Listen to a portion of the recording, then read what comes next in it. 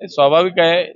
आज आपला देश जागतिक अर्थव्यवस्थेमध्ये 11व्या स्थानावरून आपण 4थ्या स्थानावरती आलो। लवकरच आपण जागतिक अर्थव्यवस्थेत 3ऱ्या स्थानावरती आपण नक्की जाणार हा विश्वास प्रत्येकाच्या मनामध्ये आहे आणि त्या दृष्टीने निश्चितपणे या देशाचं सरकार काम करतंय।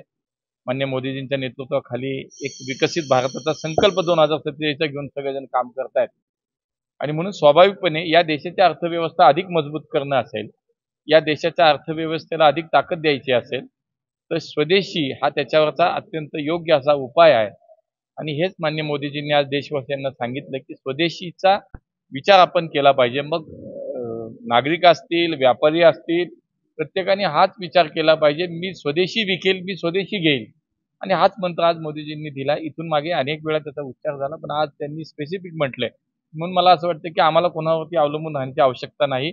आम्ही आत्मनिर्भर भारत म्हणून आज आम्ही सक्षम आहोत, आमची अर्थव्यवस्था सक्षम आहे, आम्ही सुरक्षा व्यवस्थेमध्ये आज सक्षम आहोत, आज जागतिक अर्थव्यवस्थेमध्ये आज आमची प्रगती होते। त्यामुळे सर्व अर्थानं एक विकसित राष्ट्र म्हणून आज आम्हाला पुढे जायचंय। 2047 चा संकल्प पूर्ण करायचा विकसित भारताचा, तर आम्हाला आमची अर्थव्यवस्था सक्षम करणं आवश्यक आहे। त्यासाठी स्वदेशीचा मंत्र आज मोदीजींनी दिला।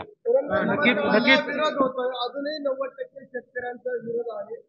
नाही बघा याच्यामध्ये असं आहे की शेवटी पुरंदरचं विमानतळ होणं ही अनेक वर्षापासूनची लोकांचीच मागणी आहे।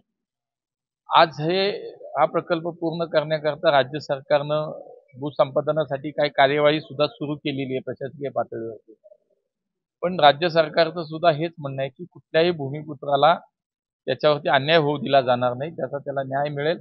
त्यामुळे प्रत्येकाला विश्वासात घेऊन प्रत्येक भूमिपुत्राला न्याय देऊनच हा प्रकल्प पुढे जाईल। नक्कीच अण्णा काय सांगाल की सन्मान्य जे हा आपण देतोय शेतकऱ्यांना कशा पद्धतीने फायदा होतो, तुम्ही शेतकऱ्यांना नाही बघा, तुम्ही हा विचार करा की 2019 पासून ही योजना माननीय मोदीजींनी सुरू केली। आजही देशामध्ये जवळजवळ 900च्या जास्त ठिकाणी हा कार्यक्रम झाला। आज वर्षाला 6,000 रुपये केंद्र सरकार देतं, राज्य सरकारने त्याच्यात 9,000 रुपयाची भर टाकली। 15,000 रुपये या देशातल्या प्रत्येक शेतकऱ्याच्या अकाउंटला आता थेट जमा झाले। काँग्रेसच्या काळामध्ये हे होत नव्हतं। काँग्रेसच्या काळामध्ये केंद्रातनं 1 रुपया दिला एखाद्या योजनेच्यासाठी, एखाद्या सर्वसामान्य माणसाला त्या योजनेचा लाभार्थी म्हणून त्याच्यासाठी पोहोचवण्यासाठी, तर स्वतः राजीव गांधी असे म्हणायचे की 85 पैसे कुठे जातं कळत नाही, 15 पैसे तिथपर्यंत पोहोचतात।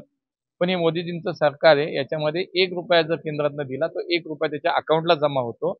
अशा असंख्य योजना या देशातील सर्वसामान्य माणसाच्या कल्याणासाठी मोदीजींनी आणल्या। या देशातल्या 50% पेक्षा अधिक लोकसंख्या ही कुठल्या ना कुठल्या तरी योजनेचा आज लाभार्थी होतं। हे विकसित भारताच्या दृष्टीनं मला असं वाटतं वेगानं टाकलेलं पाऊल आहे। असंख्य योजना आहेत, कितीतरी योजनांचे आपण नाव घेतलं, त्यातली ही किसान सन्मान निधी योजना आहे की शेतकऱ्यांना आपण पाहतो की शेवटी निसर्गावरती आम्ही अवलंबून असतो शेतकरी आमचा, त्यामुळे अशा अडचणीच्या काळात, संकटाच्या काळात खूप पैसे उपयोगाला येतात, ही त्याच्या मागची भावना आहे। आणि म्हणून मला असं वाटतं की आज देशातल्या करोडो शेतकऱ्यांना जवळपास 10 कोटीच्या वरती साधारणतः अकाउंटमध्ये हे थेट पैसे या ठिकाणी आज जमा होत आहेत। विरोधी पक्षनेते म्हणतात की चला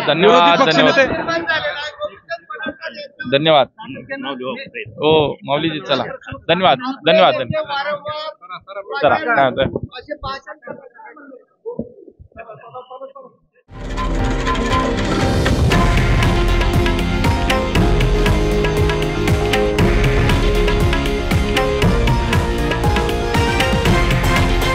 हे आहे देशातील नंबर 1 न्यूज नेटवर्क आणि आपण पाहत आहात TV9 मराठी, एकमेव।